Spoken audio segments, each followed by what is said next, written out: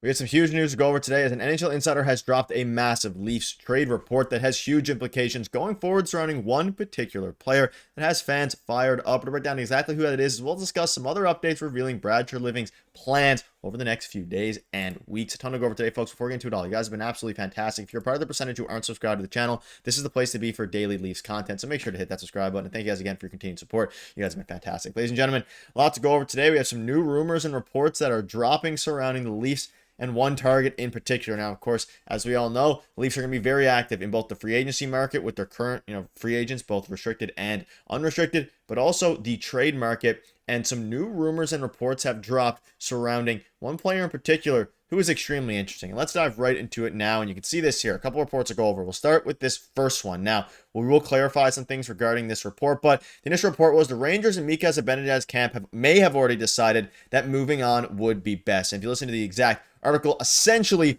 The Athletic is saying that there's a good chance, and there is a chance, that the Rangers move on from Mika Zibanejad. And then there's been some rumors flying around surrounding the Leafs being interested in Mika Zibanejad should he become fully available via trade because, of course, their current situation, but also there's been interest, mutual interest in the past between Mika and the Toronto Maple Leafs. So, Darius, a pretty big report here, and it's starting to make some sense. There's been a lot more rumors lately surrounding a lot of Rangers players, but especially Mika Zibanejad, and a pretty big report nonetheless that the Leafs are interested. Yeah, and this has been out for a while at this point, this tweet. And just to clarify, like you mentioned, it's kind of stripped of its context from the actual, report, from the actual article. It does say that, Arthur Staple is wondering essentially if the Rangers go to him and have that conversation. It's leading towards that way. Like it does sound like they're going to have that conversation about possibly parting ways, but that hasn't actually happened. They haven't officially gone to him to waive his no trade clause, or no movement clause, I should say. So let's just get that under control first of all. But the other report from Arthur Staple that's linking the Maple Leafs to Zibanejad, I think is very interesting because if a lot of people remember last season, at the start of last season, there was a trade in place for Mika Zibanejad for JT Miller, and the Canucks turned that down. And at the same time, there were rumors and some reports that the Leafs were interested in Mika Zibanejad because apparently, his name was being floated out there for JT Miller. So if he was available, they might have been interested. Now, the thing with Zibanejad is, in terms of fit for the Maple Leafs, I guess we can kind of get into that now. It makes no sense at his current cap hit. The amount of time that he signed to that contract makes no sense for the Toronto Maple Leafs. They're going to have to send money back the other way, which the New York Rangers have no business wanting. So I don't know if it makes too much sense for the Toronto Maple Leafs, but I do think that it's something that the Rangers, Chris Drury and company are going to have that conversation coming up soon. Yeah, and again, I think that he's probably going to get traded. That's just the initial, thought. And that's what Arthur Stable seems well. Regarding the Leafs, there would have to be some sort of, salary and something involved in a deal like this. But at the same time, you look at his current cap hit now, he's under contract for another 4 years. He's 32 years old. So the Leafs would have to, of course, do some work. Now, he is a center, so it wouldn't be a direct Mitch Marner replacement, but maybe there's a world where the front office, misses out on Mitch Marner and they miss out on some of their other targets they were going for in free agency. I think that's where this becomes a realistic possibility. If they miss out on, let's say, Brad Marchand, they really wanted him or some other guys, and then they just have a bunch of cap space left, and they prefer the option of trading for someone that they know will at least give them some reliable production as opposed to overpaying for guys like Nikolai Ehlers or someone like that, then I think this is why this report is starting to make some sense. If they missed out on some of their 1A targets, of course, if they sign Brad Marchand at $8 million a year, whatever it ends up being, they're not going to have room in their cap hit for Mika Zibanejad, unless, of course, there's some other, salary going out, which we'll dive into. But at the same time, I think this would be an okay option if everything else fails, because again, they only have 2 or 3 years left of fully, at least under this core, competing.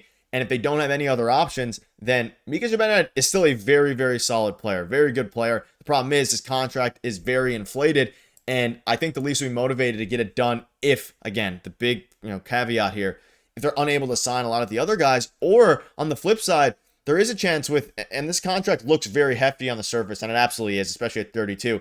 The way that this free agency market's going, with Sam Bennett wanting $10 million, with Mitch Marner wanting $15 million, it starts to look a lot better the more you kind of look at what other players are going to get if you treat them like a free agent and you don't have to give up very many assets because of the cap hit.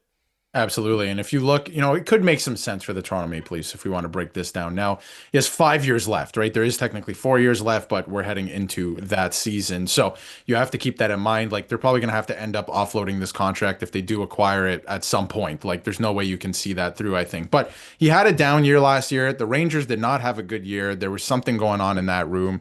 When they finally did acquire JT Miller, they moved Zibanejad to the wing. So this is where I think it gets interesting because he wasn't playing center when he was playing his best hockey last year. He had JT Miller at the center position on his wing. Now, I think it's interesting that maybe he has another JT as his center on the Toronto Maple Leafs, and I think that maybe they could do some damage together. And I think it's an interesting idea. Maybe he can even play with Austin Matthews on his wing because Zibanejad, while not having a great season, he went to the World Hockey Championships and had a really good tournament. He looked really good there, and he was playing a free flowing style. Now, the other thing to keep in mind, I don't think this is a Craig Berube type player. I really don't. The Rangers have a similar problem the last couple of years to the Leafs, where they're very top heavy. The core group works individually, but they don't work as a group, and they're kind of soft, if you want to put it that way, right? Like Zibanejad is not the most hard-nosed player, right? He doesn't go into those areas. He doesn't lay the body, anything like that. But he's a very big, skilled player. Like he can make some sense for the Leafs in that way. So if you're looking at like a Mitch Marner replacement and a guy who's going to score 70 to 80 goals, if you want like some of that point production back,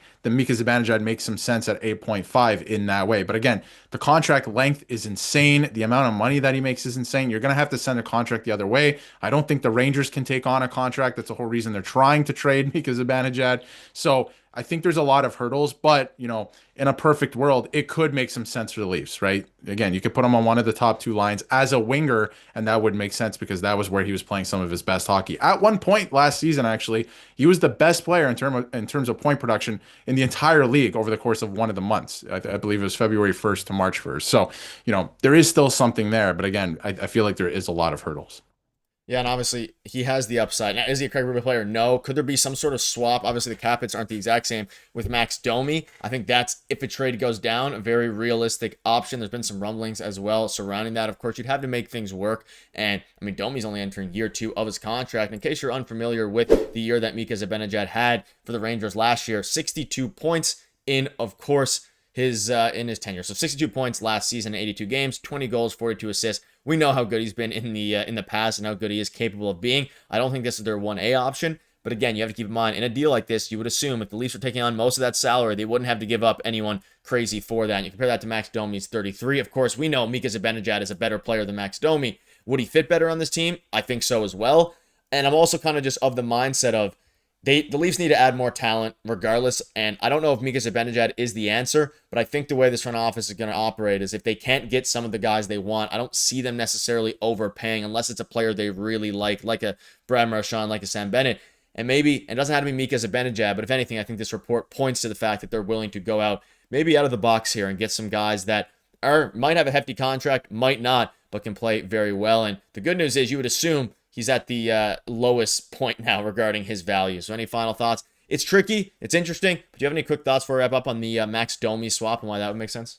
Well, that's an interesting point you just brought up that Mika Zibanejad might be on the low end of his value right now because we know that the Rangers want to offload him and he didn't have the greatest season. So maybe you want to take advantage of that.